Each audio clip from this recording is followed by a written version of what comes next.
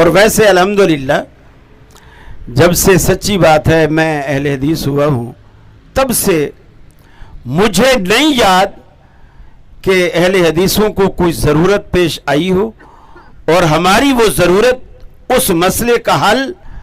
قرآن و سنت سے نہ نکلا ہو بلکہ ہمیں احناف کے پاس جانا پڑا ہو۔ میری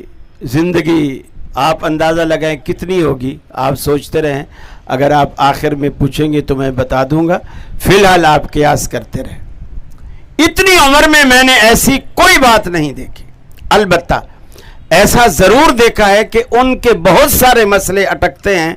بالخصوص طلاق کے مسئلے میں،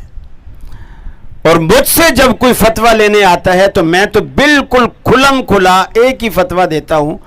یا بیوی بچا لو یا مسلک بچا لو، دونوں چیزیں ایک ساتھ نہیں بچیں گی،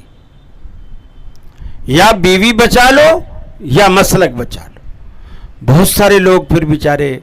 مسلک کو خیر بات کہتے ہیں، بیوی کو گھر لے آتے ہیں، دعائیں دیتے ہیں، پھر میں انہیں لکھ کے دیتا ہوں، یہ نہیں کہ صرف اس مسئلے میں، پھر آپ کو ساری زندگی قرآن و سنت کے مطابق گزارنی پڑے گی، قرآن و سنت کے مطابق گزارنی پڑے گی۔